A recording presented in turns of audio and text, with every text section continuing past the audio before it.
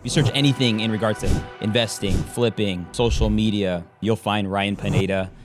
What's the difference between being rich and what's the difference between being wealthy? Getting rich is just money.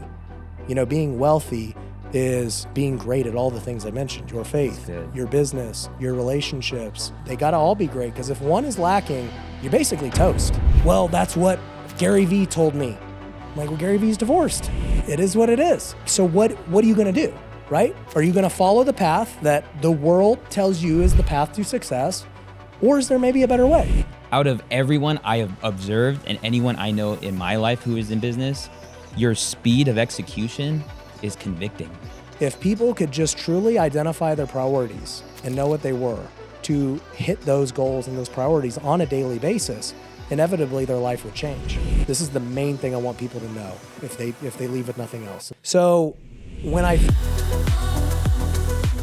Welcome to the department where we interview people who are killing it in their department. And in today's department, we're gonna be talking about investing. We're gonna be talking about building businesses. And we're gonna be talking about how Christians should operate in business. Because I have with me one of my best friends in business, and somebody who I've honestly learned so much from in the last few years. If you search anything in regards to investing, flipping, social media, Grant Cardone, Dave Ramsey, you'll find Ryan Pineda and this awesome haircut and a special color. Honored to have you, bro. Appreciate you, man. I'm somewhat offended. You said one of my best friends in business, not one of my just best friends. So it's okay. Dude, it 100% goes beyond. We actually went to Disneyland. He took the family. Wait a minute here. Go on. He took the family to Disneyland, and we did the VIP experience, ate at Club 55. So that was actually messed up. Yeah, dude. Yeah, you are our best friend. If it was a business friend, like Grant Cardone is one of my business friends, but I'm not taking him to Disneyland, That's facts. Unless he's down. And our daughters are sisters, so it's just like, it's all good. He's not a best friend in business. No, yeah, you're right. You're right. But dude, multiple. Is it safe to say 8-figure entrepreneur? Yeah. Multiple 8-figure entrepreneur. And I would say the acceleration of what you've been able to build over the last few years, I think we got connected in the end of 2020. Mm-hmm. And since then, it's been so cool seeing all that you've built. If somebody doesn't know actually what you do, because a lot of people know your face, but maybe they don't know like the depth of what it is you actually are doing and building. What would you say that would be? It's kind of hard these days, yeah. Especially Mindy was telling me that. She's like, when people ask what you do, like I kind of don't know what to say anymore. But I was a real estate guy. Before that, I was a pro baseball player. And then, I got into social media to just start talking about all the business things I was doing. And that inevitably led to starting new businesses and getting into digital marketing, getting into, we're building a Christian entrepreneur group. We're building out, NFT projects. We're building out big events, big education company. Like the list goes on and on. But it's been a fun ride, man. But yeah, if anyone asked, it would probably still just be like, I would be known as a real estate guy. Yeah, I think that's fair to say. I see the transition though going into the Christian entrepreneur space, and I love it, and I want to talk about that. However, you listed out all these things. Yeah. And you got Alex Hormozi saying, just focus on one thing, build the one thing, get that to the thing. Even Russell Johnson, Russell Brunson. There's so many Russells. Yeah. I just named a pastor. My bad, Russell Crowe. Russell Crowe. But he will say like, do the one thing till it makes $1 million, then start a next thing, or, deviate from there. I agree with that. Okay. So what was the one thing that got you to that first mill then? Flipping houses. Yeah. I tell people this all the time. Like they'll say, Ryan, should I build my personal brand? Should I start buying real estate? Should I do this thing? And I'll be like, all right, well, like what makes money now? And they'll say, oh, well, I'm doing this. And I'll be like, how much do you make? It's not even 100,000. I'm like, why are you trying to go do 8 other things? And I'll straight up tell them, because they want to be business content creators. I'm like, why would anyone listen to you for business advice? You don't know anything. Wow. And it's just like, it hits them. And I'm like, earn your stripes, fool. Like, go talk about business when you've actually done it and succeeded. Why would I listen to you? I could go listen to guys you just named. Mm-hmm. So, in the end, I always tell people, especially young entrepreneurs, like, hey, there's nothing wrong with trying a lot of things, but I wouldn't be trying to grow your personal brand on business. Now, that's very different than maybe what you did or somebody else, where your business is creating content. Your business isn't talking about business. You're teaching people how to do video and edits and podcasts and all. That's great. That's a real legit thing. But like, there's this whole thing of trying to teach people things you just don't know. Right. You know everything about video. So it's great. So that's what I would say to these young guys is like, focus on one thing, and you can try lots of things, but once one starts to click a little bit, go all in at it. Yeah. And I'd like to know your thoughts then, because like in that pursuit, they should still be doing social media.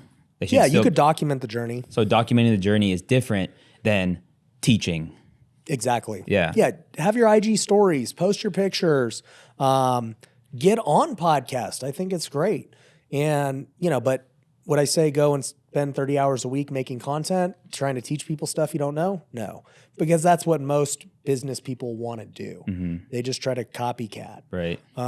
But like, even if you look at my career, this is the main thing I want people to know if they leave with nothing else. And so maybe, dude, wait to say it at the end. Yeah, of we'll the wait. show. Actually, you know what? We'll wait. We'll click. They're like, all right, I'm clicking off after he says it. Actually, I know something even better I'm going to say later. Okay. So I'll say with this, right? So when I first started my life, I was like, I'm going to play baseball. Like since I was 5 years old, that was all I ever wanted to do.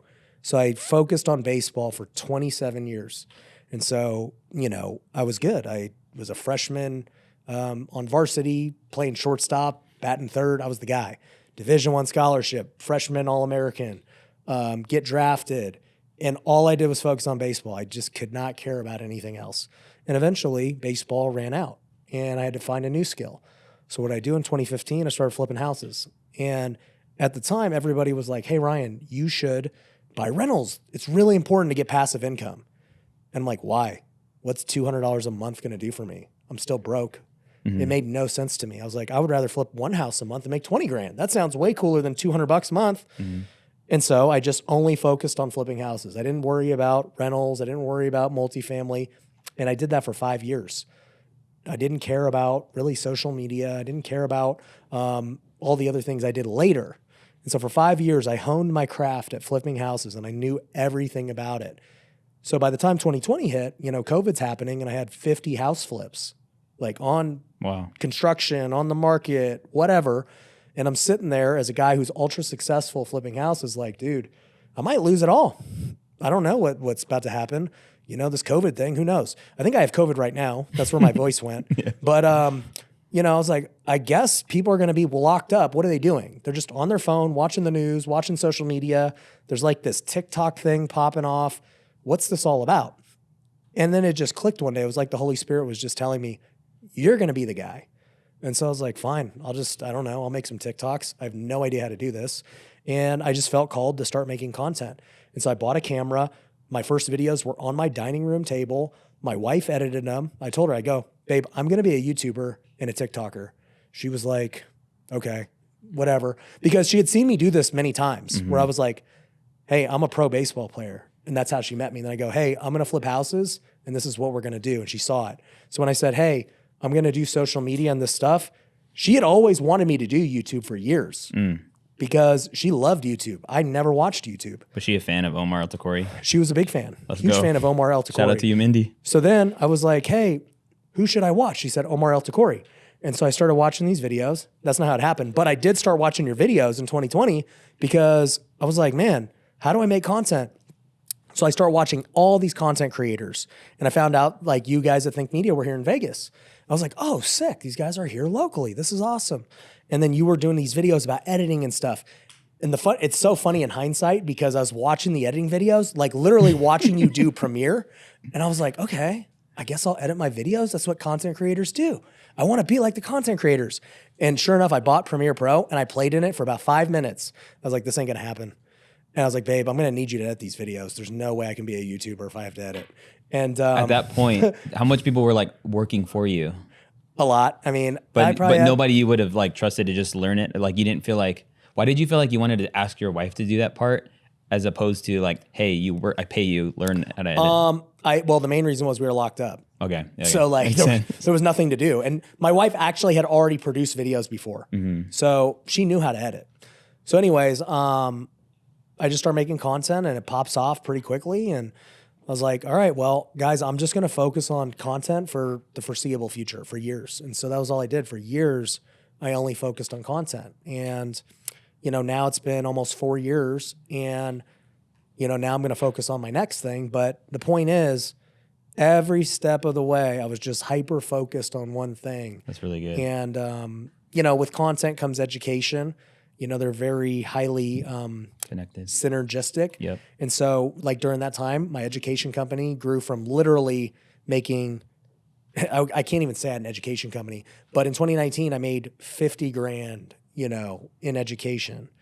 And then the first year on social media, it turned into 700 grand. And I was like, wow, this education thing's legit. I was still making way more flipping houses. And then, 2021, it grew to like, I think 3.5 million. I was like, okay, this education thing's legit. And then it was 8 figures. And then, now I can see how education could even get to 9 figures if I just now learn a new skill. That's really good.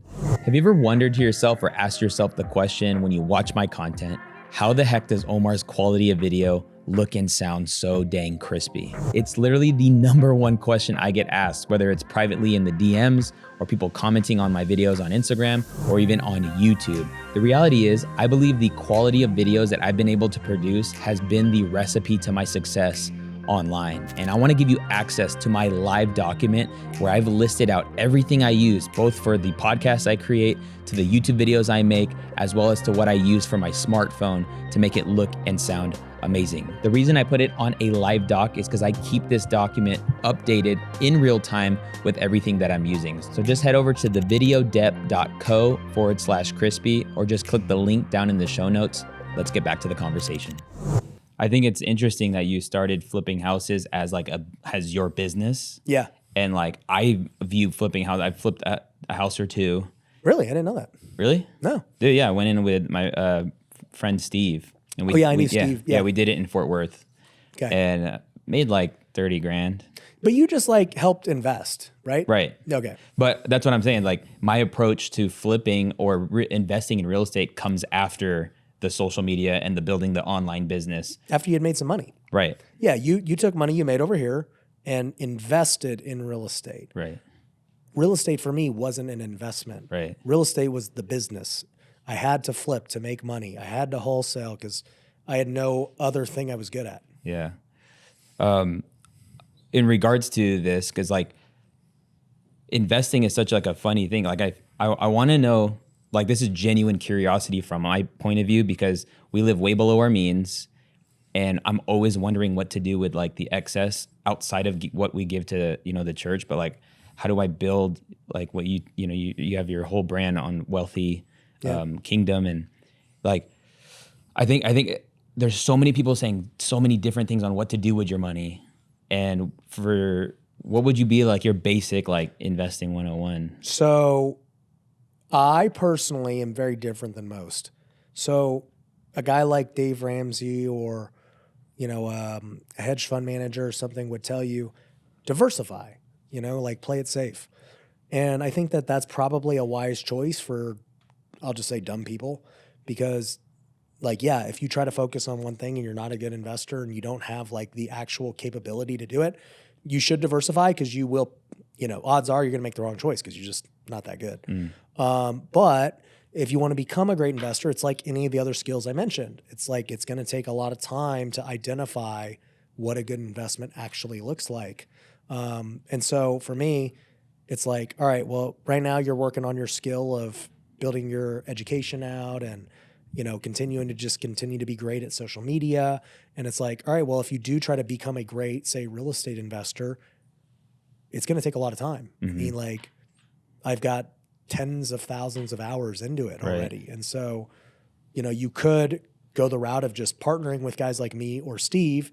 And then, that's how you invest because you'll just give your money to the expert. Or you decide you want to become an expert somewhat. It's really just a capacity issue. But the way I look at it, it's very much like a math equation of, okay, well, if you decide that you want to become great at real estate, it takes hours. That's just the way it is. So how many hours a week do you got to put into learning? And so if you go and try and do that, let's say, oh man, I'm going to devote 20 hours a week to learning. Well, what if you would have just focused on the video department for 20 hours? What would have gave you a better return?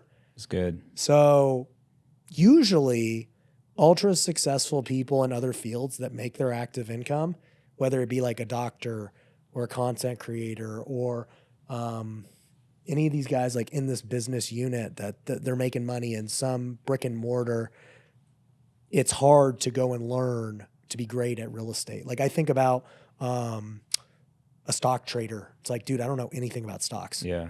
But that's the same thing. Like, oh, I want to get into stocks. It's like, dude, the learning curve is so high. So I either will just decide to go give my money to a stock trader or, you know, do it myself. But odds are if I'm already really good at something, I should just double down on what I'm really good at. I think that's really good because it's the principle of like just investing in the things that you know. Yeah. I would just say like some people just don't know nothing. So maybe if you know nothing, best bet is you probably know your business enough to see it grow. So reinvest back into your business. Yeah. I lost a lot of money this year, like investing into a fund that like turned south. Yeah. I would like to know how much money have you lost in taking risks? Millions and millions. You know, here's the thing, right? Is this last, call it 18 months when we've been in the higher interest rates. Once again, like I went into COVID with a ton of properties, 50, and things could have went south. And as an investor at that time, I was doing everything correctly. I bought great deals. They're underwritten well. They're getting construction done, all that stuff. And then this fluke thing happens with COVID where you don't know how it's going to happen. Now, at the end of the day, COVID ended up helping and my real estate ended up selling and making a ton. And then everything I bought for the next bunch of years killed it, made a ton of money. It was awesome. And then, you know, June of 2022, they decided to start raising rates. Mm-hmm. And they doubled rates and raised them literally faster than they ever have in the history of the U.S. To me, that's a fluky thing that you just can't really prepare for. And so for me, I ended up losing millions of dollars on flips. It was the exact opposite of what happened to me in COVID, where I ended up making millions because it ended up benefiting me. But now this one ended up hurting me. So I look at both situations and I'm like, did I do the right process going into that point? And I would say for both situations, yes. That's good. They got two different outcomes. What you can't control the result or the outcome. All you can focus on is the process as an investor because you're always just playing games of probability. And so like if I look at this year in 2023, it's been an extremely difficult year, literally, I would say for 90% of people, whether they say it or not. In investments, real estate people got crushed, stock people got crushed, business owners got crushed, employees got laid off, tech companies got killed. So like pretty much everywhere you look, you got crushed. And so you're like, yeah, I invested in this fund, it didn't work. Well, let's say you didn't invest in the fund. You would have invested probably in one of those other things anyway, and you would have lost it. So in the end, it's easy to get mad at the particular maybe one investment you made. But, you know, if you're going to be investing the rest of your life, you just know the L's are going to be coming with the wins. Yeah. It's very rare that somebody is just, you know, going to win all the time. Yep. They're just not. Because if your investment thesis is that, hey, we're going to go, let's just say for me, flip houses, right? And I'm going to go ride the good times for 3 years straight. Inevitably, if I just keep riding, it's like the craps table. You're going to keep your money out there. At some point, you crap out, and you know you got to reset, and it's okay because like if you give me 30 years, it's all good. Like yeah, I'll crap out here or there, and like it's fine. I'm going to still win as long as I didn't bet the entire farm and I didn't have any more chips. Now, if I bet the entire farm, then yeah, I could set myself back really, really far. Like Drake says, as long as the outcome is income. That's all that matters, right? Drake knows. The gospel of Drake. Yeah. No, I see a principle, like the proverb that comes to mind is, as a man thinketh, so he is. And there's these, it's like you had these moments where you're like, I'm going to be a baseball player. Yeah. And then you have these moments where I'm going to be a real estate investor. Yeah. I'm going to be a YouTuber. And it seems like the way you you move into something you think about yourself is really fast. I would actually say out of everyone I have observed and anyone I know in my life who is in business, your speed of execution is convicting. Like how fast you've been able to implement based on how soon it was that you learned. Yeah. And I mean, I would define that as like you have this courage, you have this, I think, lack of care of what people think. But I want to know from like I even like other people that I've been talking to, dude, Ryan, dude, that dude he just executes. And like, how much are we missing out in our lives, our business, our ministries, or what have you, because we're just not simply executing the thing that we know we should do? What's your thinking about like, we're going to do this, I'm going to do this? It's an interesting question. Somebody else, multiple people have brought up the word courage to me, like in this way. And I've never really even thought about that, like being courageous or anything. I'm just like, conviction is probably the better word. Like if I feel like God is calling me to do something, I'm in 100% conviction that this is what I must do at all costs. And everything else becomes irrelevant. That's really I was praying the other day because we always take December off for Bible study. And so during December is when I really start to prepare for the next year. And it was like last December, there wasn't even a Wealthy Kingdom, but it was during December that the vision came. And I was like, all right, well, this is what we're going to do. I'm going to prepare for it the right way. And then we launched 50 Bible studies this year. And so like now I'm planning for 250 next year. And I'm going to use this time to figure out how to execute on that, not just say, oh, this is what we're going to do and God will provide the way. It's like, no, God gives you the vision and then now it's up to you to go execute and take the first step towards the vision, because most people already have the vision of what they got to do. Yep. But there's still more that he's like, no, I already told you what the first step is. Yep. I'll tell you the next step once you do the first step, but you ain't even doing the first step. So I think so many people get caught up in not even taking step one. Really good. And I think that's where the execution comes into play, is that I will always take step one the moment the vision is here. It's like, this is it. Let's do it. Oh, I'm going to start making TikToks. I don't know what to do. I should probably, I don't know, make a TikTok. Yeah. What are the TikTokers? Oh, they're dancing. I guess I'll try dancing. Like, I don't have the full picture. And so you try and you learn and you fail and then you reiterate and you try something different. That's all I do. I just constantly try and fail and then something clicks. And then it's like, oh, that worked pretty good. Let's try it again.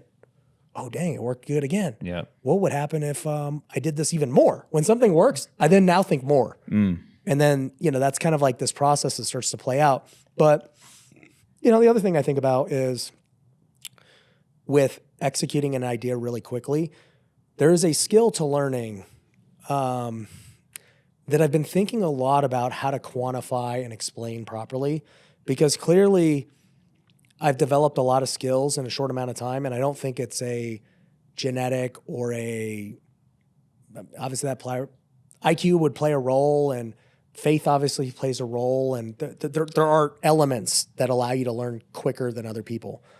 But if I had to dumb down learning, I would say that there's definitely some key pieces beyond just genetics and faith. One key piece is, okay, you got to quickly identify who the best in the world are right away. So the moment I decided I want to become YouTube, I just started finding the best. I quickly identified you guys. I identified all these other finance and real estate YouTubers, because those were the guys that I was trying to be. And so I said, what do they do that made them successful? Do I think I could actually do that? And I looked at them all and I was like, no offense, but these are all just normal dudes. They're not like, if I was to go say, man, I want to play in the NBA, and I go look and I see LeBron, I'm like, it's not going to happen. There's no way I could do it. But when I looked at YouTube or real estate, I just looked at them. I'm like, these are normal dudes. Yeah. Like, I got more talent than them, like natural talent, which is a real thing. I was like, if they can do it, then this is going to be cake. That was my mindset. So first you got to identify who the people are, your competition, your rivals, and whatever. You're saying, like, on average, you do identify who they are, and you're like, They're normal regular dudes. people. They ain't nothing special. Yeah. So, which is great. And it's not to demean So them. you're saying I'm not anything special? Hey, dude, you are one of my best friends in business. Okay. So I identify who they are, right? And as long as I think I can actually achieve what they've achieved because they don't have some inherent quality that I literally cannot get, then I'm like, all right, great. That's step one. This is going to be great. It's obviously doable. Step two is, okay, I got to learn from them. What do they have out there? I literally bought everyone's course. I applied to work with everybody. I was like, I got to learn from all of them. I bought Graham Stephan's course. I got your guys' stuff. I got me, Kevin's stuff. I hired these TikTok guys. I hired everybody. I was like, I want to learn what everyone's doing. And so that was step two. That's good. Step three was then synthesizing the information and deciding what I think is best with my skill set, my situation, what I want to accomplish, and my goals. Because everyone has a different philosophy on how to do YouTube or how to do business or how to do whatever, right? When I first started real estate, it was like, everyone should get rentals. I'm like, that don't work for me. I'm broke. I need to flip. And so once I identified the actual process I wanted to do, I went all in on it. And so, you know, once synthesize, I also say contextualize. Yeah. For your situation. For sure. That's really good. Figure out, like, take the information now and come up with a game plan, essentially, right?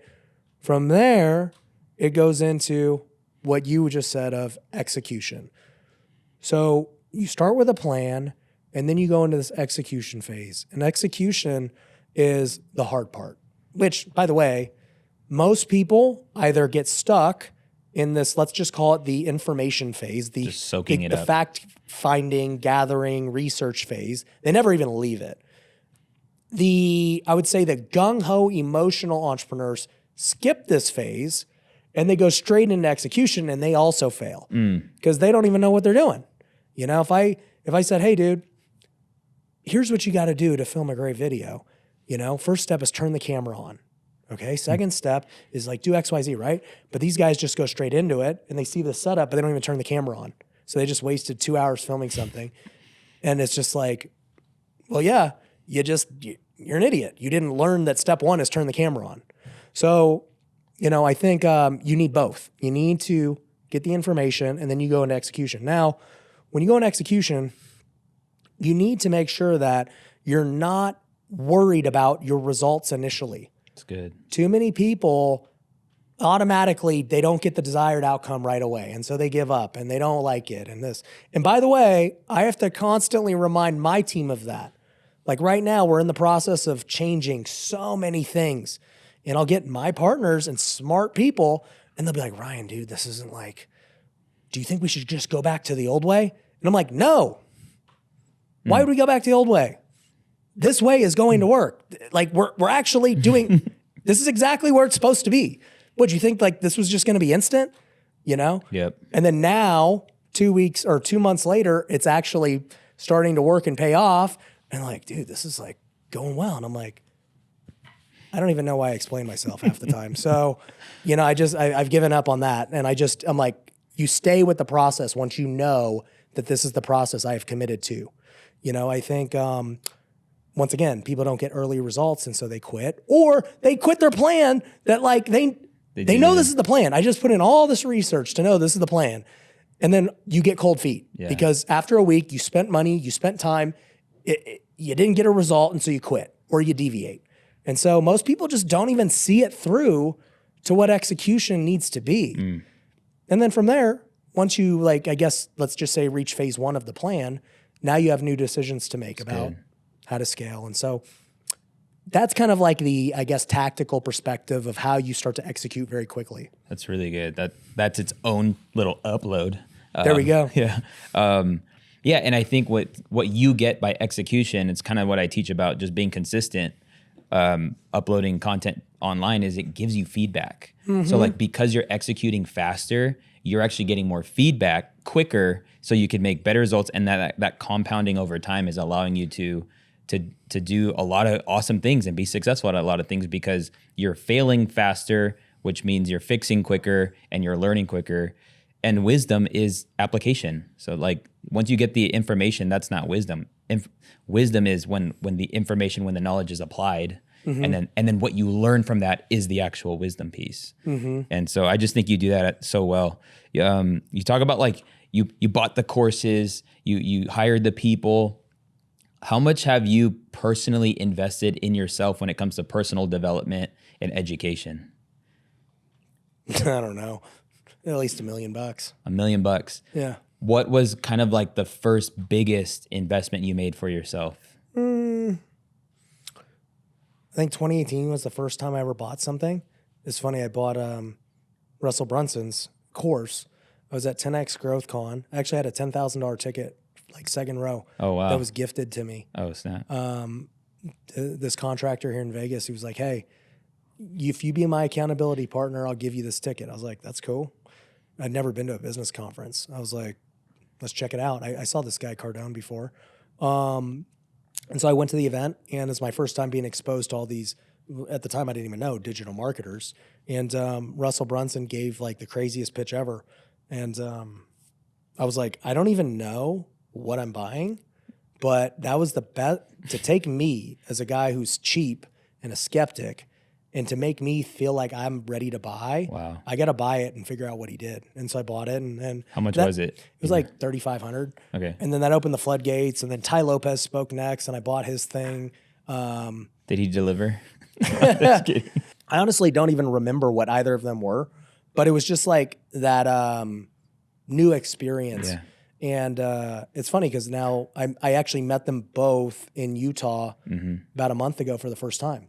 And that's cool. It was just kind of like this interesting moment in life where I was like, man, that you guys were like the first two things I bought. And then, I bought masterminds, I bought business coaching, I bought social media coaching, so many things I bought over the years. Just as like I said, I want to learn a new skill. I just go buy it. That's good. I've been very self-reflective about investing in myself because this year that happened to me. It was a $55,000 offer. Yeah. But what it created in me, it's like when you pay the cost to learn, it puts something in your gut and spirit that you need to make it worth that investment. Oh, for sure. So like skin in the game. A lot of the reasons why people actually don't implement is because it didn't cost you anything. Yeah. And so get some skin in the game, and then there's probably just 3 reasons why people would not pay for something. 1, they don't believe in the person that's selling the thing. Yep. 2, they don't believe in the method. Maybe they like Omar, but they're like, dude, I don't know that social media is really the way. Or 3, they don't believe in themselves. Those are the only 3 reasons why they don't buy. Money, people think money is the reason people don't buy. It's not the 55K that, you went from 0 to 55K. Yeah. So and it wasn't money. He started it at 150. It was 155. I texted him, man. I was like, babe, how are we gonna do this? You're like, I'm gonna do it. And then he just price juxtaposed and was like, you know what, guys? Cross out that one. Yeah. I was like, what a freaking steal. Dude, don't take it away. I gotta buy it. Yeah. But that's the thing, right? You went from a guy who never paid, and it's not like, dude, that's a significant amount of money for where you're at right now. And you were like, I'm gonna do it. And I believe in this. I believe in myself. I believe in him as a mentor. I believe in his process and his method. Let's roll. That's it. That's cool that you identified that because that's literally it. Those are the 3 things. That's really good. So like a lot of people they see you and they think they do equate you to money. Like they just say like, I just need to get around this guy because like if I get around him, I'll probably make more money. Or, I'm in the pursuit of building businesses. I'm an entrepreneur. I want to invest in real estate. And your brand is so connected to the idea of generating income. I think it's crazy because that happened quickly. But what would you say is, I don't know, what would you say? Because you built Wealthy Kingdom. Is that what you call it? What's the overall thing, just Wealthy Way. Wealthy Way. So you talk about being rich versus being wealthy. Yeah. In your book too. Yeah. Can you define that? What's the difference between being rich and what's the difference between being wealthy? Yeah. So the quick version is, the reason I wrote Wealthy Way, the long version is, I got rich pretty quickly. from being broke. I mean, in 2015, I had saved up literally $10,000 from flipping couches. So like I had hustled and did things, and I was making $1,200 a month playing minor league baseball. So like money wasn't a thing I had. And at that point too, I was married for a couple of years. And I decided I want to go all in flip houses. So I maxed out my credit cards for 50 grand and did my first flip. And thankfully it worked, made 25 grand. And, I just repeated that process over and over again. And 3 years later, I became a millionaire. I had flipped, how many did I flip? 80 houses by then. And so I made money pretty quick. And I knew at that point I was going to be good. Because I knew I could just always flip houses. Nothing was ever going to stop that. So, for me, I never really like pursued growing a big business or a certain net worth or any of these things I see a lot of people pursue. I always just pursued doing literally what I wanted to do. That was my ultimate pursuit. So even while I was building it, even while I was flipping couches, I was still playing baseball for $1,200 a month because I wanted to do it. Like I knew that I wasn't probably getting to the big leagues at that point. I was making way more money in real estate, but I wasn't doing it for the money. Like I just wanted to play baseball. My wife and I didn't have kids yet. We just loved traveling and having a good time. She loved watching me play. She was still a school teacher making 40 grand a year, even when I was making great money, because she just loved it. I didn't work weekends back then. Like it got built the way that I tell people I do it now. Like it was never this thing of having to grind it out for all this time while I'm on the come up. No, it was just always the same. And as I got on social media and stuff, people started to ask me, they're like, bro, how? You have kids, you're at church, you're serving, you're working out, you're like doing 8 million things in the business world, you're making content, you're playing golf now out of nowhere, like how? And I was like, what do you mean? They're like, how can you do it all? And I was like, well, there's a method to it. Once again, my mind is very tactical and logical. And so I'm like, all right, I've been asked this enough now that I'm going to create a methodology of how to do this. Good. And so I ended up making this entire course. And these guys will tell you, like, when I made the course, I was like, I always made it. Well, at first I was like, I'm going to build this out. It's going to be a sick product. And as I was building it out, I was like, you know what? I'm just going to give this for free because people need it. And, I ended up launching it 2 years ago, the course. Gave it all away for free. Like 30,000 people downloaded it like the first month. And then I ended up turning it into a book a year later, The Wealthy Way. And, what it comes down to is people do not know how to do two things. They don't know how to create the right priorities, and then they don't know how to manage their time to basically be the best they can in the things that they deem important. So most people, they would tell you that, yeah, my family's important to me. My business is important to me. My health's important to me, right? Yet you look at them and you're like, all right, for me, I'm around a lot of successful business people. So that's kind of like my perspective. So I'll see these successful business guys and they're like, yeah, it's all about family. And I'll be like, well, dude, your wife hates you. So how are you going to tell me it's all about family? Facts. And they're like, oh, well, it's for now. It's like this thing. I'm like, how long has for now been? It seems like a while. And then, I see these guys who are already divorced and whatever, right? Same thing with health. It was like, oh, well, yeah, I've been doing this new cold plunge thing and I'm like getting healthy. I'm like, you're still fat. Like the cold plunge is not doing anything for you. Yeah. Okay. Health is not a priority for you because you sat 3 seconds in the cold plunge.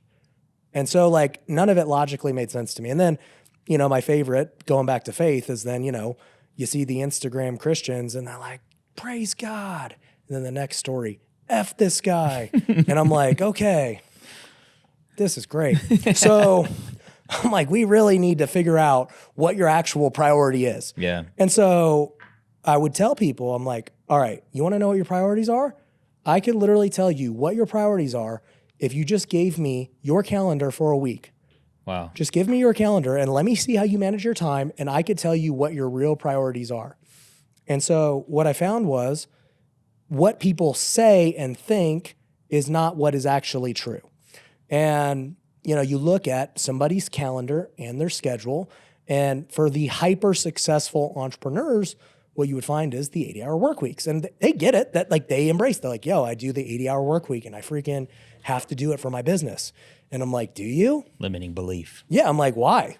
Well, that's what Gary Vee told me. I'm like, well, Gary Vee's divorced. Like, dang, it is what it is. Yeah. And, you know, like, so what are you going to do? Right? Are you going to follow the path that the world tells you is the path to success? Or is there maybe a better way? And that was why the Wealthy Way was born, because I started to realize that if people could just truly identify their priorities and know what they were, and then create a methodology to hit those goals and those priorities on a daily basis, inevitably their life would change. And that's what it's about. You know, getting rich is just money. You know, being wealthy is just being great at all the things I mentioned, your faith, your business, your relationships, your health. They got to all be great, because if one is lacking, you're basically toast. Yep. Bro, I'm wealthy. Omar's wealthy now, guys. Yeah, I would say you would, or you're essentially saying that being wealthy is having the 360, like everything is in place. And it's not a new concept. Like people have been talking about like having this balanced life. And then like we went on the other side of the spectrum where people are like, no, you can't have balance. That's a myth. And you got to just do this. And every time I would see that, I would be like, well, look at the person who is saying that. And just say like, do they align with your belief system, right? Because the most of the people I see saying that are lacking in one of the things I just said. Yep. You know, maybe they don't have a family. And it's like, well, all right, you know, you don't have a family or kids or anything. Yeah. I mean, that part is just like not there yet. If you do want to have it, you'll have to adapt and change, because the way you live right now won't work. Dude, that's really good. And I just want to commend you at being that example, you know? I've been blessed to be able to even interview people who are 60 something. And the reason why I even want to be in their world, like Erwin, McManus, and like Myron, is like, I see their life at 60 and that's what I want. So that's why I'm willing to invest in what they're doing, because they're the fruit of their life. And the fruit is there. Yeah. Yeah. I mean, and most people, right? Faith is the thing that, I would say is lacking the most in the entrepreneurial world. And that's why, you know, I felt so called to go do it, because there's a lot of guys who could tell you a million ways to make a lot of money. And they're truthfully a dime a dozen. That's not hard to do. There's a lot of health experts that could tell you how to get jacked. Like that's, once again, the information itself is not revolutionary. The execution is what's hard for both. But, you know, on the faith side of things, there's so much, I guess, either misinformation or lack of, I don't even want to say prioritizing it, because they're not, but lack of understanding the value of faith.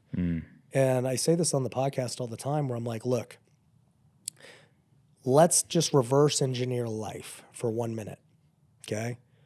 Because if you're trying to create KPI and goals, you always start with the end in mind, and then you backtrack to figure out how you're going to hit the goal, right? Okay, in life, what's the only guarantee in life? It's not taxes. You can avoid taxes. People say death and taxes. Well, taxes you can avoid. So death is the only guarantee. Okay? Well, we know you're dead a lot longer than you're alive. And so there's lots of theories on what happens after you die. So to me, just as a logical person, the number one question I would want to answer is, what happens after I die? Because what happens after I die would dictate how I choose to live my life. And most people never ask that question. Wow. Even though they're very smart, logical people. They ignore it, and they do what most of the world does, which is procrastinate. Whenever there's a tough problem you don't know the answer to, instead of confronting it, most people procrastinate and avoid it. Dang, that's really good. So can you define what a kingdom entrepreneur is? That's a good question. I should know this. You know, I actually thought of a slogan the other day for Wealthy Kingdom, and I'm not sure if it's going to be the slogan, but I'm thinking about getting it on a shirt. But I like... It ain't legit unless you get it on a shirt. Yeah, it ain't legit unless it's a hat. So, well, we don't get hats because of my hair, so shirts only. But I thought about this slogan of obedience over ambition. and just get like the obedience with the little like divide sign and then ambition. And I kind of like that because most entrepreneurs obviously have a lot of ambition, and we have all this ambition to like build businesses and be known and be great. I'm not saying there's anything wrong with that. It becomes wrong when you're going after selfish ambition. We talk about it in Philippians, right? Do nothing out of selfish ambition, but only do things that are going to basically grow the kingdom. And so what's the opposite of selfish ambition? Well, it's actually obedience. And so obedience to God and what he's calling you to do is the opposite. And the cool thing is when you start putting obedience first, your ambition actually becomes the same and aligned with God. So now you get rid of selfish ambition, and your ambition now just becomes the same and in line with what the Spirit's calling you to do. And so I think for me, a kingdom entrepreneur is somebody that is walking in obedience every day to what God's calling them to do for the kingdom. And for some, it could be, like a very big guy is like David Green at Hobby Lobby. They're doing like $8 billion a year. They net, I think I heard like $2 billion a year. Wow. And he's like giving it all away and like building churches, trying to build the kingdom through Hobby Lobby. Chick-fil-A, great example, right? But then there are other people who it's like, hey, if God called you to quit your business right now and become a pastor or whatever, would you actually do it, right? Because your ambition tells you, hey, I want to go do this thing, but I know that I'm meant to go do this.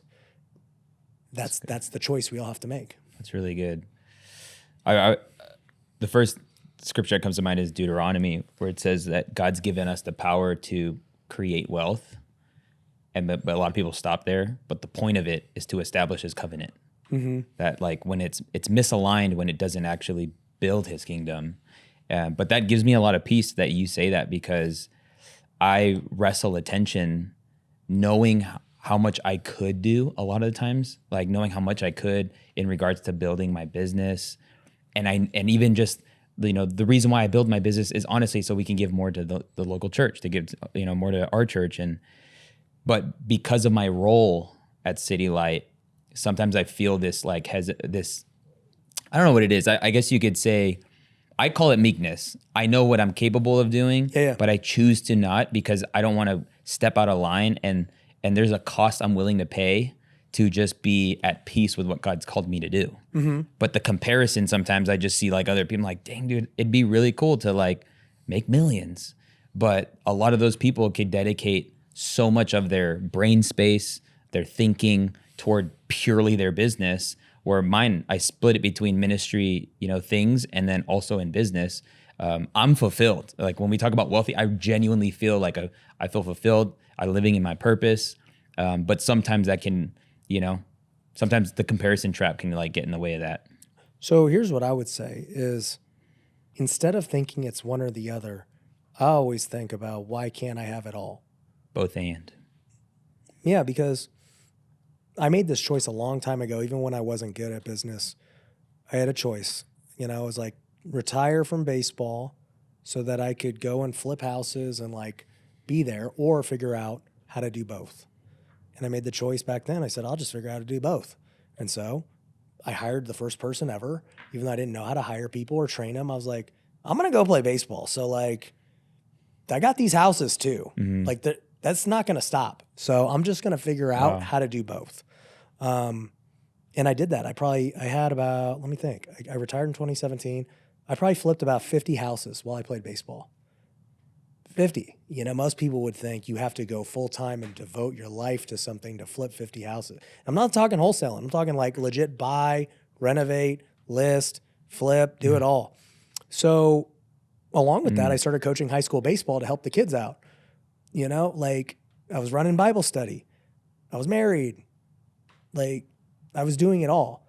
And it goes back to time management and understanding your priorities and the things that are important to you. And, as I did this social media thing and everything else, like I was running how many businesses, making how much content, running Bible study, serving at church, getting good at golf, staying in shape. Like it, literally all. you can do it all if you believe you could do it all. Because I mean, like, this is the part that's now become abundantly clear to me. And like, it's also why, you know, I made the switch to going to City Light, is like, I truly now understand the power of the Spirit. And if the same Spirit that raised Jesus from the dead lives inside of me, you're telling me you can't like become a millionaire and do the pastoring? Like, I look at that more so as a lack of faith. And it's not to call you out or anything, but I do this in Bible study all the time where I'm like, you guys are telling me you can't come to 1 hour of Bible study a week because you got some appointment, or you can't wake up early because our Bible study is at 7:30. I'm like, you're the softest person I ever met. Don't tell me you have the Holy Spirit inside of you. Tell me you can't do that. That's disrespectful to to who God is, to claim to be so weak and fragile. And so I get like, I don't know, pretty passionate about it. Like, nothing makes me mad really, except that when I see Christians not fully realizing the power that they have inside of them that they could easily just tap into right now. Wow. And, you know, it's like, I could literally tell you how to do both right now. I'd be like, Omar, let's sit down. Tell me how many hours you spend right now dedicated to ministry.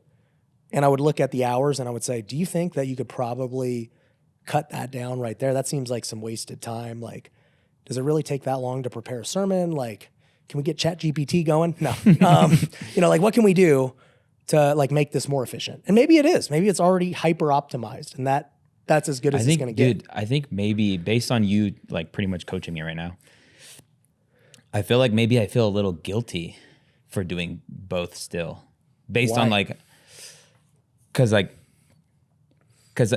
in I guess the way my brain works, when I'm focusing on the business and my future, because like, dude, I genuinely have a goal. I'd love to have a 7-figure year. You can have one next year. You literally could have one next year while still dominate in ministry too. Yeah. There's no like, you already have like 99% there. You already know how to make content. You already know how to do education.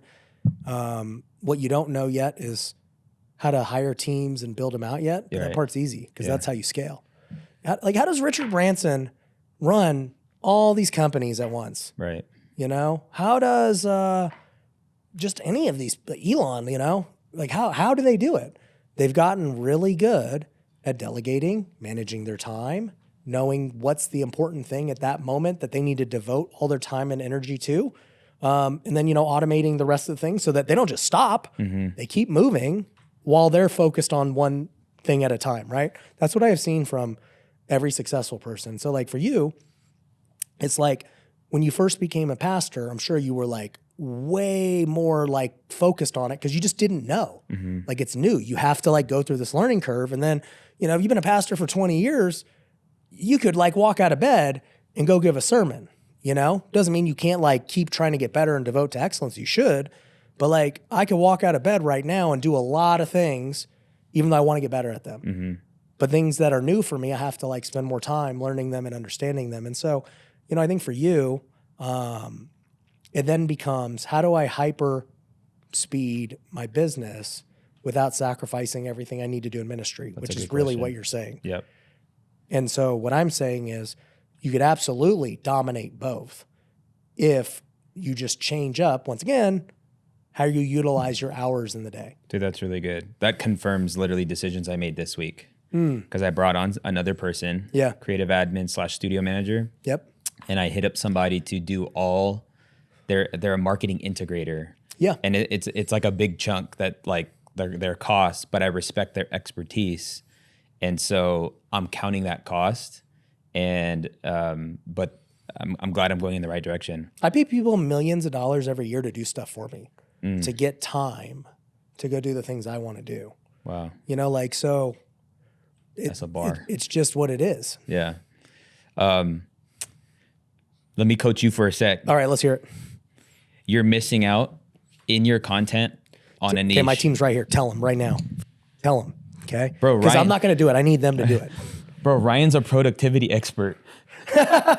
No, dude. All these YouTubers who are millions of subscribers in the lane of productivity. Oh. You need to speak on that more. Dude, you know what's funny that you say that? Maybe you're giving me some prophecy right now. So I'm going down the process. I have my third book coming out. I was literally going to release it like next month, but now I'm getting an agent, and I'm gonna go the traditional route. And the agent literally just said what you said. They were like, Ryan, where do you see yourself, fitting into the space of, being an author? Do you want to be like the business guy? Do you want to be like a Christian author? Do you want to be, whatever? And I was like, I don't know. Yeah, business. That's like what I do. It's just, I'm an entrepreneur. And she was like, that like The Wealthy Way is like a productivity self-help book. And I was like, self-help? I've always like hated self-help because I'm just like tactical. Yeah. That's how I think. And I was like, yeah, I guess it is kind of self-help. It's teaching you how to like live a better life. That's the definition of a self-help book. Yeah. And so That's good. She was actually making me really think about that. I was like, yeah, maybe I am a self-help guy. I don't know. And the difference would be is a lot of these guys nerd out on the applications and like the I don't know, the software, but like you're a lot more like real life.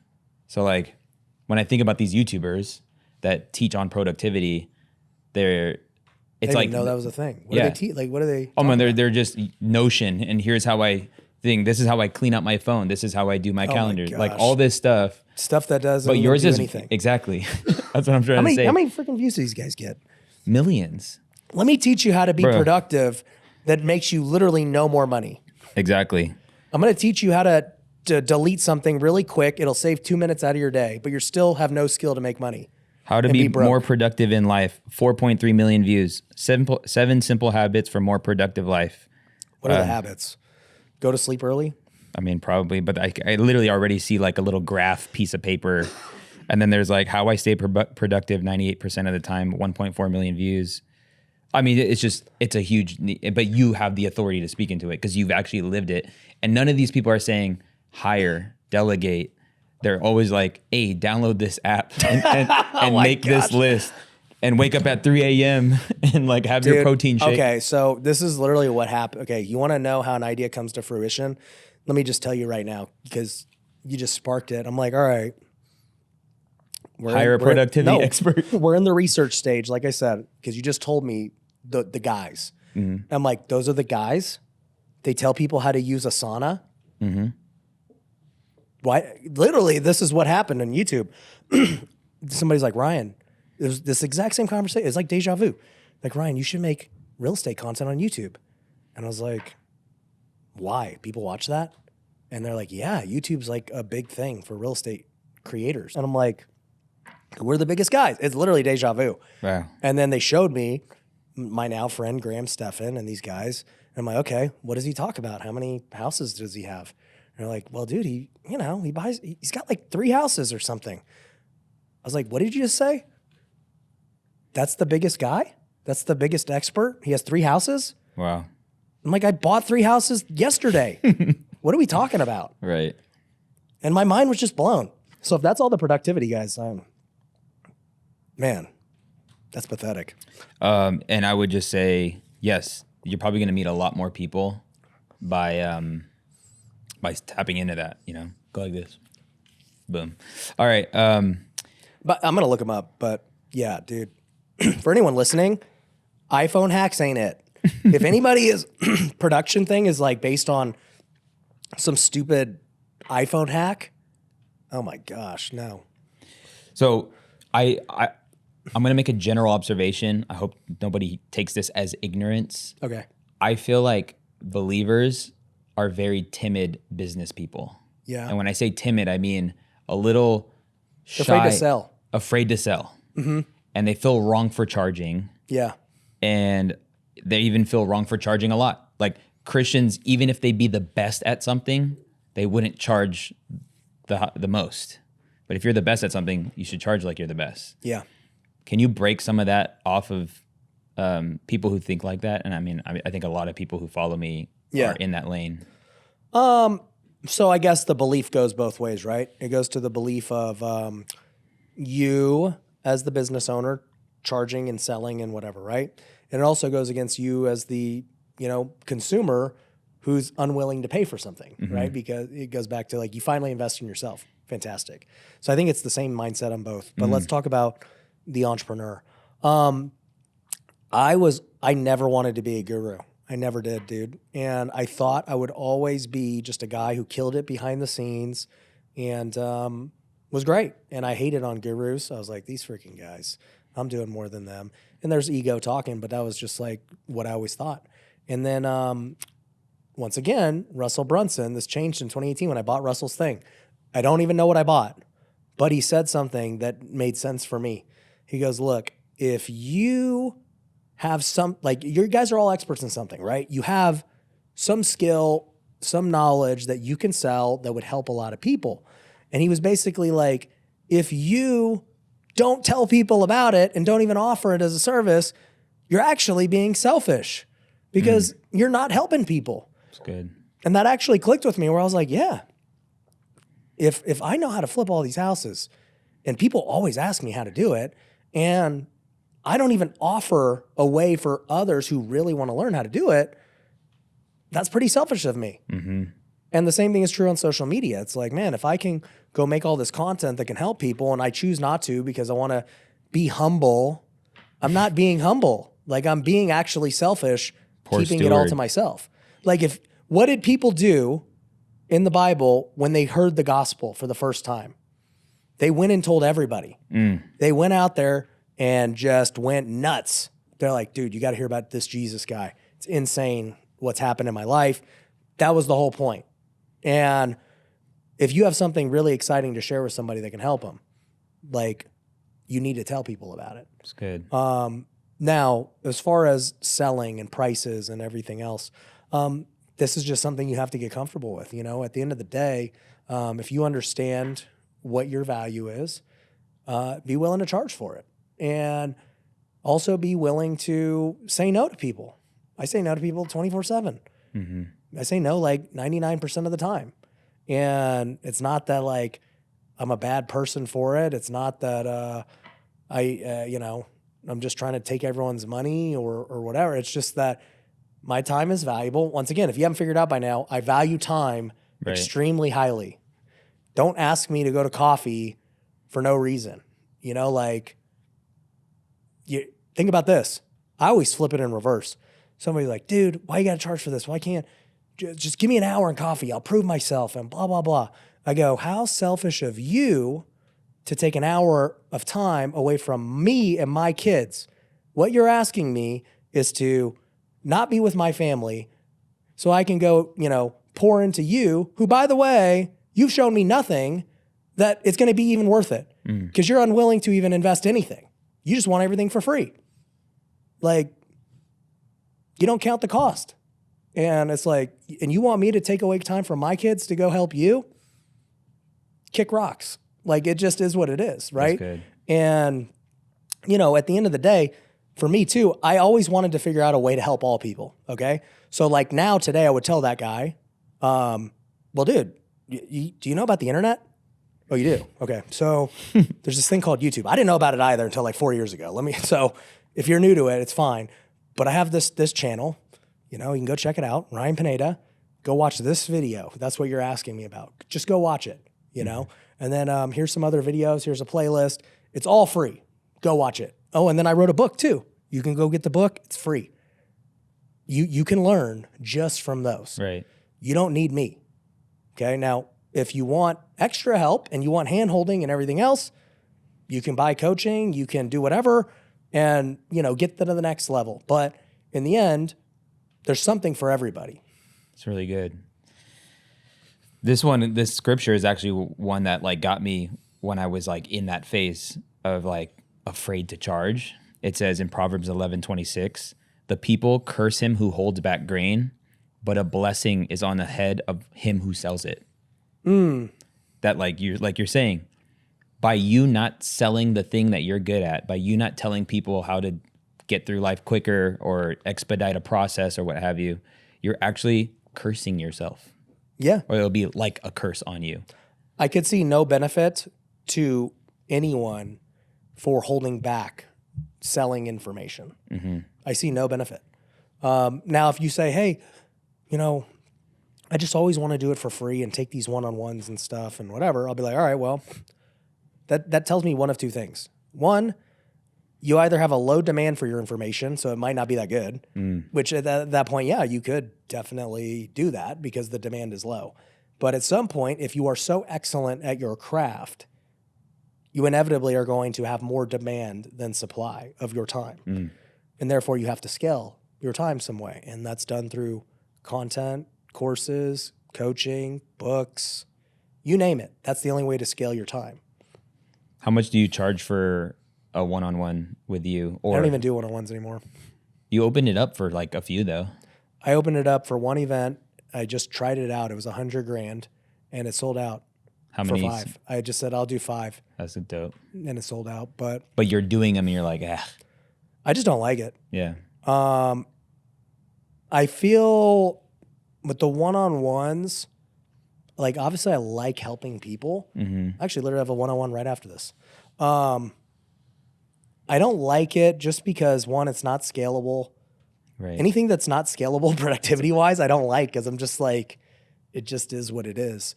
And then 2, I just feel like this obligation of like, now I have to do this thing. And I don't like that feeling. That's why I never made it as a realtor of like having to do something versus everything I try to build. Like I try to build it in a way where I personally don't have to do anything if I don't want to. I have the choice to do something. That's really good. I mean, dude, yeah, I wrote down, you're so not afraid to charge that people pay you like $6,000 to golf with you. Well, that's low. It's more now. What is it now? I think they pay like 10 or more now. Sheesh. Bro, I'm trying to do golf with Omar. Bro, people will pay you at least $100 for the round. they'll pay their green fees, okay? They'll for sure pay the green fees. Dude, that's so funny. But no, like with golf and everything, the reason I actually like that one is because it doesn't take an extra time. Yeah. I'm going to golf anyway. So good. I love that. And so one day it clicked with me. I was like, you know what? Instead of golfing all the time with the same people, what if all these people that have been one-on-one, I say, this is the way you get it. 4 hours right now on the course because I'm going to be here anyway. And sure enough, I didn't even know what people would pay. I was like, I thought of it like this. I was like, dude, I would, not to say I would golf with me, but I was like, I would golf with one of my mentors. Like if somebody I really respect, dude, like what would I pay? And I was like, I'd pay a lot of money to go spend 4 hours with somebody. I was like, I don't know. I'll just test it. I don't want to be an idiot. So I said on Instagram in one story, hey, it's $2,500 if you want to golf with me for a day. This was like a couple years ago. And literally 20 people bought it that day. Wow. And I was like, holy crap. I have months booked now. That's crazy. And so I raised the price immediately. Talk about being a professional golfer. I am a pro. When you get paid to do something, you instantly become a professional. That's the definition. And yeah, I've been doing it for 2 years now, and I've made great relationships. Like, because people who pay that amount of money to go do something are serious. Which is another cool thing about charging. Oh, you get the best people. Right. They are coming there with a reason. They have skin in the game. You know they're serious. I love it. That's cool. But yeah, I don't do it as much now because I literally just have not been golfing a lot. You know, we got the newborn, been traveling. So I think taking people to Disneyland. Yeah, taking, my best business friends to Disneyland. And yeah, I haven't gone as much as I'd like, but I think next year I'll kind of like open it back up and stuff. Good. Because I don't ever promote it until I have somebody with me and I'm like, hey, if you want to do this, just DM me. And then that's it. That's literally the funnel. That's really cool. No, I love it. I was a part of one and I met the guy that did pay and that dude didn't even golf. Oh yeah, most don't golf. They're like, this is the only way to get one-on-one. I'm in. Yeah, it's funny. Okay, you say that one of the best decisions you've ever made in business was start a podcast. Oh yeah, dude. Can you talk about some of the benefits and some of the things you've learned by starting a podcast and why you would encourage other entrepreneurs to go in on podcasting? Yeah. So I started my podcast about 2.5, almost 3 years ago. And I started it not because I just knew it was like the best thing ever. I was just like, it makes sense to have a podcast. Like, I think podcast is going to be big. Like, it's already like people knew what podcasting was, but I was like, I think it's going to be bigger than people think. It was a hunch. And I did it, started, filming episodes, and it's all good. And then as the years went on to this year, it became clear that, it's the most important thing somebody can do. And I always give 5 reasons why. If you're looking at just the content creator, there's 2 great reasons why. There's pros for it as a form of content creation in the algorithm, and there's pros for the business side. So on the content side, number 1, as we've identified, I love productivity. It is the most efficient way to create content. I mean, I tell entrepreneurs now, you could film content for an hour once a week, and you would have all the content you need to build a brand. You have your one podcast, you could get 7 clips out of it. You could make even other YouTube 10-minute clips if you wanted, and you're good. Like, that one podcast can get you everything. That's the bare minimum too. What would you say if you I guess it goes back. I was going to ask you if people suck at. Well, I'll tell you. Okay. So, efficiency wise, it's great. Second thing, if you suck, okay, which most do. The way you looked at me and pointed your hand. If you suck, I'm supposed to look at the camera, okay? Podcast is going to be your best bet because it is the only form of natural content creation. Dang. We're just talking. Love it. When I started to make TikToks, that is not natural. I'm talking to a camera, extremely fast, one sentence, chopped up. It's hard. Also, normal 10, 15-minute YouTube videos that are scripted. It ain't easy. You got to script. You got to come up with crazy hooks. You got to insert these things, move the camera around. This is literally for anyone who sucks. It's easiest. The third reason as a creator is that the algorithms want it. Watch time is king. That is literally if I had to say all that matters, it's probably all that matters. And it's just about getting people to the video for watch time. I agree. So YouTube wants it. Everyone wants watch time. And so how do you get more watch time? Do longer things. So the podcast is there. Now let's talk about the business side. Okay. Number 1, Omar, how do you sell someone something? What gets somebody to want to buy something from you?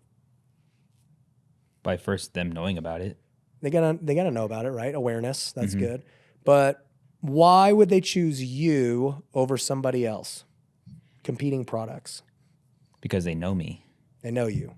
Would you say they trust you? They trust me. They know, like, and trust me. Yeah. How do you build trust? Time. That's it. That's literally the only way you build trust. You get to know somebody. How long did you date your wife before you got married? 11 months. 11 months. 11 months of trust was built, and he said, I'm in. Most losers take 5 years to build trust. But, 11 months, you're ready to go. Very rarely do you meet somebody instantly at the bar and you go get married. Right. Usually it doesn't turn out good because no trust was built. So if I'm trying to get somebody to go pay 20 grand, I got to build trust. Right. They're not just going to go buy it. And so what's the best way to build trust? Time. What's the thing that, gets people to spend a lot of time with you? A podcast. It's not a 30-second video. It's not a 10-minute video. It's hours. And so, for us, that's what we're trying to optimize going into next year. This year, we'll end the year on 1.2 million hours of watch time. Incredible. That's 150 years of trust built. Talk about productivity. I spent 1 year and, a year, but I personally spent, 5 hours a week times, 50 weeks. That's 250 hours to get 150 years. That's how you scale trust. So it's the only way to scale trust, in your business. The second thing is you get relationship capital because, man, when you provide a way for people to come to you that's mutually beneficial, right? You have an audience. People will happily come to be on your show. Where else could you really sit down with somebody for an hour and get this kind of rapport and relationship? I mean, because I've asked you out for coffee and you said, dude, watch my courses, no, I'm just kidding. I'm the guy. No, it's true though. No, but for real, we've probably haven't sat down and just talked like in this way. I mean, we talk about other things when we hang out at dinner and stuff. Yeah. But yeah, I mean, definitely. You and I haven't sat down and talked about business and stuff in a long time. Yeah. Right. But man, I get to interview and pick brains of the top people in the world, and they happily come on for free, come to my office, and guess what happens? They see my operation and everything we got going on. They're like, dang, dude, I thought you were just some blue-haired YouTuber. You actually do stuff. Right. And I'm like, yeah. That before and after, interaction is so big. Dude, after that, it's a wrap, dude. Like, we're doing something Bro, together. the number goes in the phone. Yeah. It's crazy. It's a wrap. And so for me, the podcast gets relationships that then lead to more relationships and more relationships, because if I treat one person right, they're going to go tell their friend and make a recommendation. So literally, I don't even know how our show gets booked at this point. Like every week, there's just people on the calendar, and I don't know how it happens because I don't recruit. Like I'm not looking for guests. Right. It's always just I get a text every week from multiple people, and I'm like, oh, that person's pretty cool. Let's go have them on. And then they do the same thing, and it just starts to exponentially multiply. So, you get the relationship capital, and then you also get the boost from their audience. You interview famous people, like they're now coming to watch that person, and inherently they become aware of you. And so now you have a new audience that you're getting. So it's like, to me, there's just nothing better. That's really good. And when you talk about the relationship aspect, it's also the credibility. Yep. Like, so many people are discovering this podcast, and they either know me or they just discovered me, but because they discovered me next to a certain individual, they're like, dude, this guy is legit. He must be credible. Which is huge when it comes to people trusting you too. That's really good. How much would you say your podcast has made you in business? I don't know, dude, because like you would quantify it in lots of different ways. So the way I would quantify it is, okay, the relationships are the top priority. So what have these relationships made me? And it's like impossible to quantify, because I would look at it and I would say, well, okay, here's a deal we actually did together. I can say that's what it's made so far to this point, but it'll continue to produce something. I could say, dude, this is what I learned from this guy, either on the podcast or because we built a relationship after the podcast. And I learned this thing that then made me this, amount of money, right? I could also look at, just like the revenue from the podcast itself. Like, hey, the sponsors, the AdSense, but that's minuscule compared to everything else. And then like the leads, like we just actually finally, this is hard to believe, but I've been in the back end revamping all these things the last 2 months. And like, I created a new lead magnet on my podcast. It's only on the podcast. So I know for a fact it came from there. It came from the podcast. That's good. And I was just looking at it yesterday. I'm like, that we got 20 leads yesterday from that ad. Like, I want to see the ROI of what those leads end up becoming.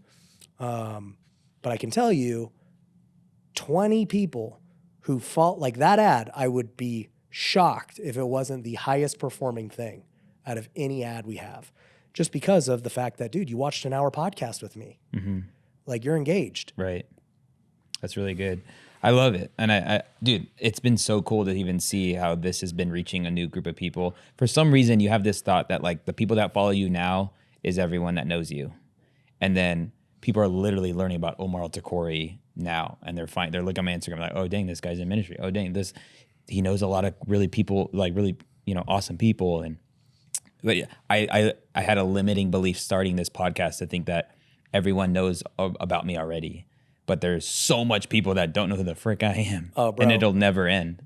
Cardone told me, he was like, hey, nobody knows your stuff, or nobody's seen your stuff, and nobody knows you.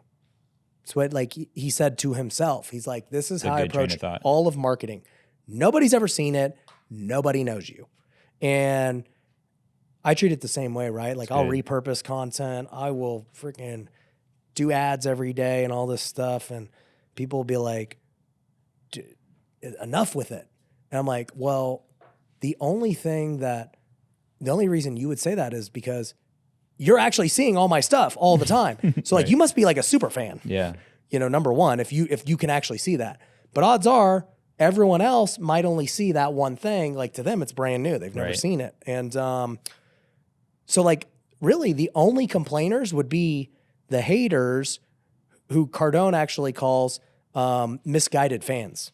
Dang. Haters are just delusional fans because they keep watching and they know all these things. Like, how do you know all this stuff? Like if you just come because you're delusional, you're actually really a fan. Dang. I honestly didn't take my personal brand on Instagram serious until I saw 4 to 6 guys on my feed every single day, multiple times a day. And I was like, there's only 4. I know. I follow almost 1,000 people and there are only 4 people. Well, and you got the For You. It's still showing people you don't follow. Right. But that was literally, I was like, let me be one of those 4 for the people that follow me. And that was literally the train of thought, was like, if I can just be the reason. I've been thinking about that a lot, actually, because when I first started, obviously I'm starting from zero. And, you know, I was just thinking about YouTube and it's like, man, there was like 4 guys. They're like, these are the 4 guys. And I'm like, okay. And then, you know, I became friends with all 4 of them within a year. Wow. And like did it. I was like, okay, that was kind of easier than I thought it was going to be.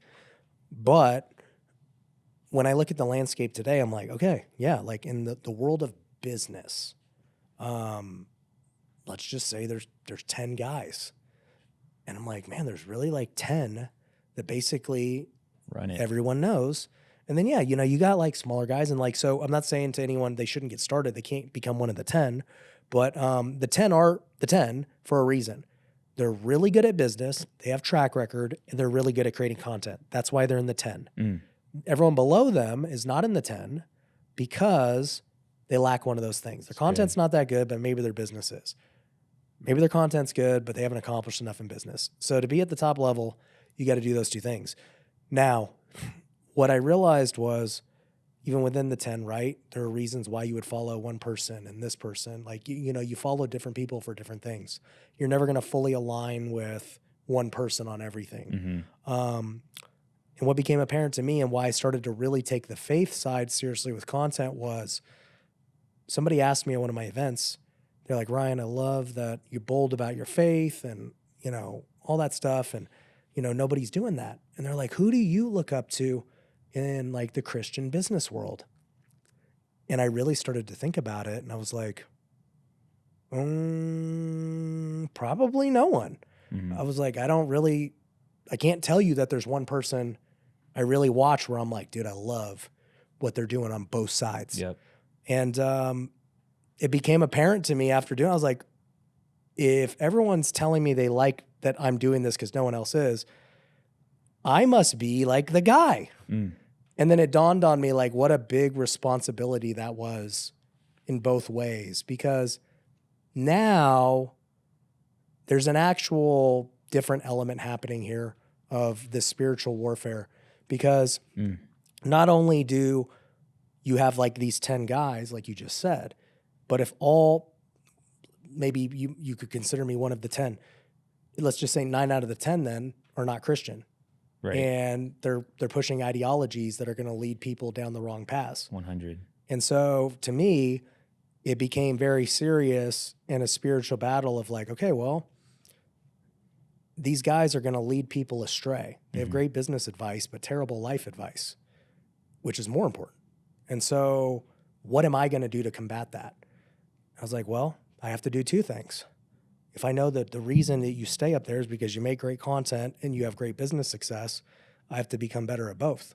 That's just what has to be done in order to, you know, play the role that I currently have to play. And just is what it is. But that's something to think about, because there's not a lot of guys out there on social media. There's a lot of great Christian business owners who are killing it, but no one knows who they are. Dude, that's really good. I would say you are part of the top 10.